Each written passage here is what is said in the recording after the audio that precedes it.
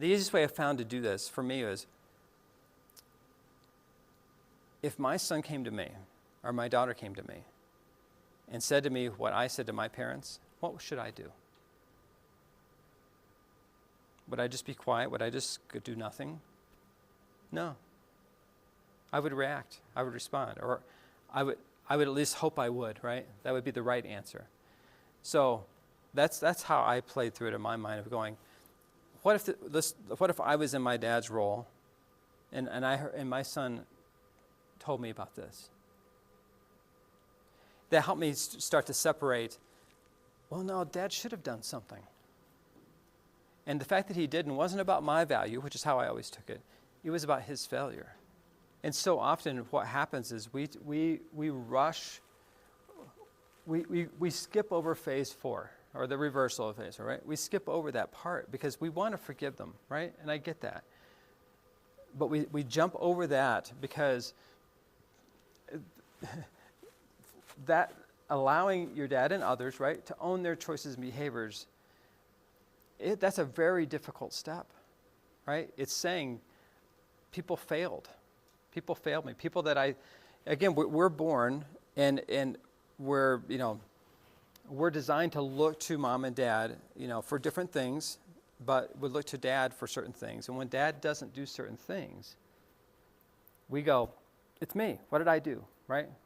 It's my value. It's my identity that gets impacted.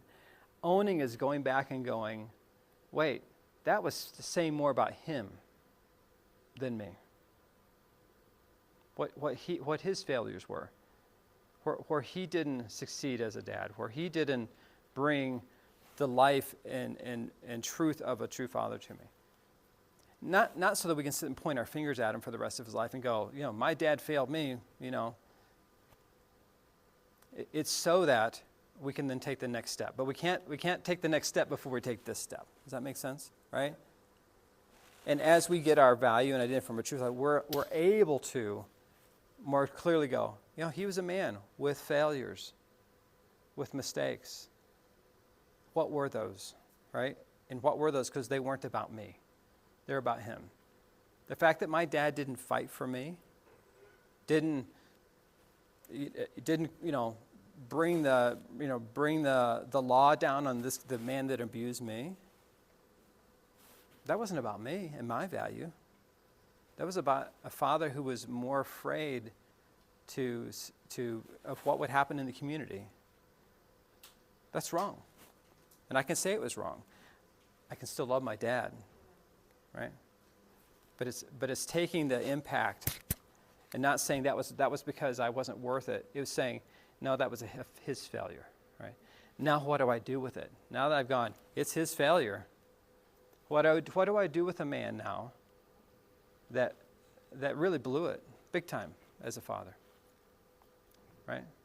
It's easy to forgive someone when you don't let them own it, right? If I just go, my dad made some mistakes, but that's okay, I forgive him, right? That's different than going, wait, how did he really make mistakes? How did he really blow it? Because he was a human, and he blew it, right? Sometimes he blows it little, sometimes he blows big time things. I, as a father, I've blown it, big things and small things. For my kids to ever really step into who they are and who God is saying they are, they have to let me own those things too. Now, hopefully I'm alive long enough, right, that I get to go, yeah, I blew it, I'm sorry, right? But I might not be, right? Now, the good thing is that some of my kids have done that. I've sat down with, especially my oldest son, who's in his 30s now. Us guys mature later, so, women can do this earlier. Men, it takes us a long time.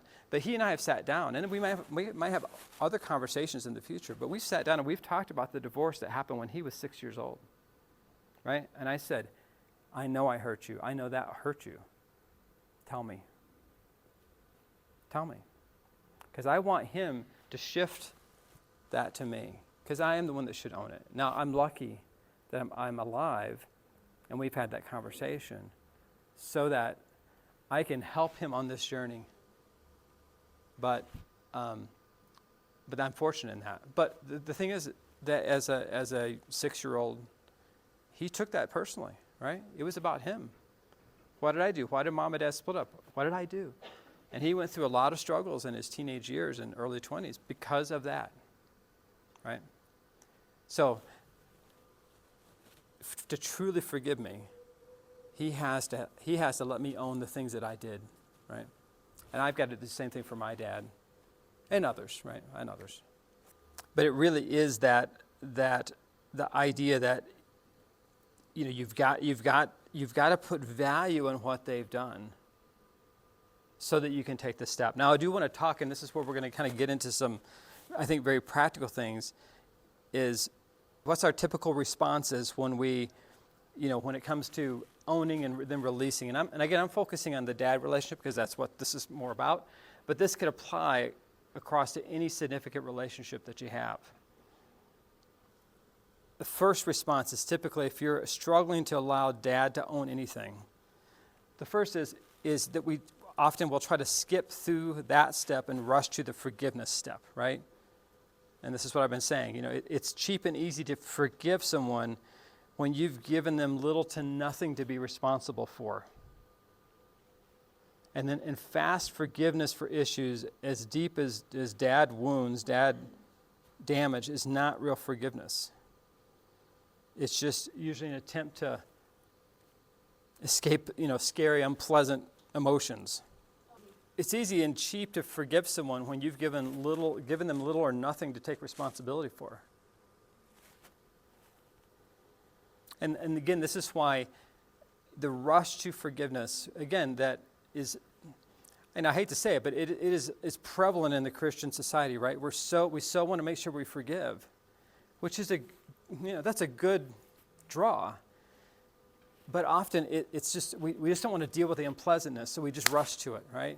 And we give the people that have hurt us, it gives it no weight, right? And ultimately, that is not real forgiveness, right? And, you know, I have people in my life that they've said, oh, I've forgiven them, right? Oh, I forgave them 20 years ago or whatever. Yet, you still see that undercurrent, right, of bitterness, that undercurrent of hurt, that undercurrent of just, right? And you go, well, you haven't really forgiven them. You say you have, but it was quick. And it was that pressure that they felt that pressure that I've got to forgive them. That's a Christian thing to do. But until you take this step and you live in that unpleasant space of, I've got to let the person that hurt me, I've got to let them own that, right? Again, sometimes it's only happening in our own heart and mind, right? So there's also a temptation to bristle at forgiveness, right? Some people rush to forgiveness. Some people never get there, right? So there's, two ditches we can drive into. And so sometimes the temptation will be to get stuck in the kind of the ownership, right? I want those people to own what they did to me. And we never move to forgiveness, right? So both of those responses, struggling to have someone own something, so you rush to forgiveness, or never forgiving, right? Both of those are, two ditches on the same road. And so, what people fear when they get stuck on this side of it, on that ditch, is they misunderstand what forgiveness is, right? And so I want to assure you, it's not meant to be an easy answer, right? A lot of times people don't forgive because they think it's going to negate their pain, right?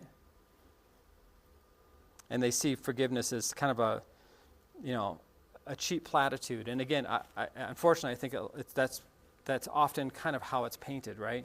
You just got to forgive them. You just got to forgive them. And they don't get the weight of their pain. Let's talk about what is forgiveness, because this is such a key step in this verse in the fatherless cycle. So I'm going to say, what's forgiveness? Well, let's start by defining what it isn't. Forgiveness doesn't mean what you experienced, what you endured didn't hurt. So words and wrongs done are real. They leave scars that are as genuine as a gunshot.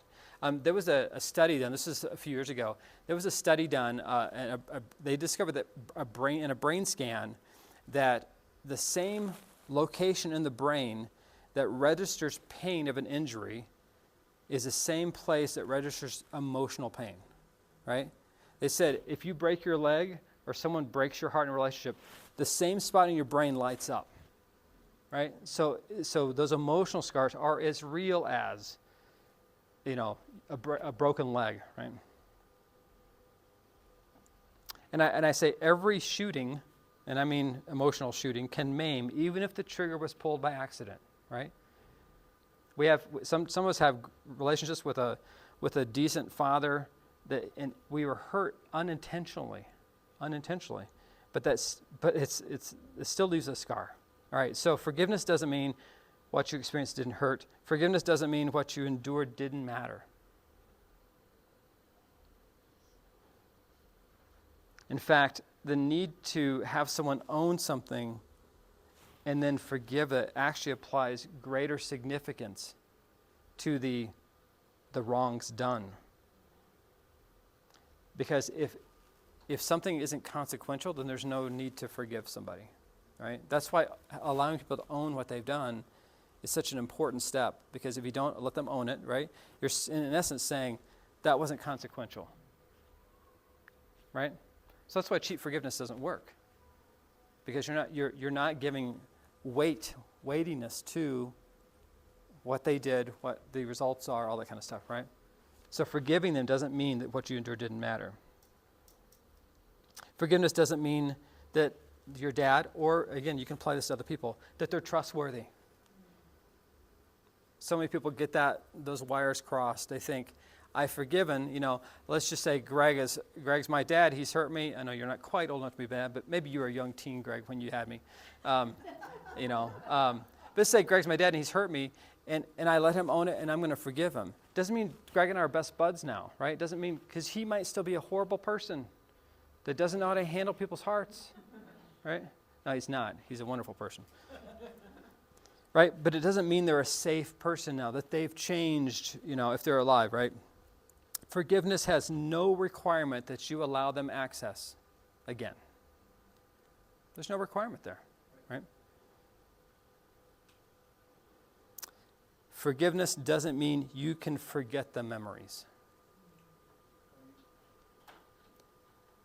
I don't know what in our eternal life it'll be like, but I know, at least as a human being, forgive and forget is a load of horse crap, right?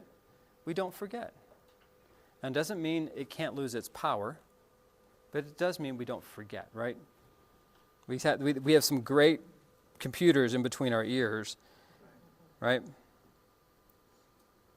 Some recollections may never be erased, and pretending that bad things never happen doesn't ever bring real restoration. All right, forgiveness also doesn't mean Dad meant to hurt you, right? Dads get sick, dads died, dads join the military. Sometimes that pain of absence when dads are gone, it kind of gets twisted up in guilt. We hate that they're gone, but we hate that we're angry that they're gone, right? It can get really twisted up in us. But the reality is that even if Dad didn't mean to hurt you, because there's part of my story. My dad didn't mean to hurt me by working second shift. My goodness, he was trying to feed a family. But when you're little, right, you don't do that math, right? So it didn't mean he meant to hurt me. It still hurt, right? He didn't mean to have it hurt me. So just because you go, I was hurt from that, and I need to forgive him for that, doesn't mean he meant it, right? I need to forgive him because I'm carrying that weight. I need to forgive him for the absence he had in my life, right? Forgiveness doesn't mean there aren't consequences. And this kind of goes back to the person's not trustworthy. Forgiveness and fixing the relationship are two different things. And this goes a little bit back to your question about what I do with my teenagers and stuff like that. Trust takes time to be rebuilt. And if it is rebuilt, it can sometimes take years, if at all. And some relationships are so damaged, they're kind of beyond conventional repair. Now, it doesn't mean God can't do miraculous things. He has in my life. I've seen it in others. But sometimes those relationships just can't be repaired. I'm not sure, what's going to happen with Jan and her mom.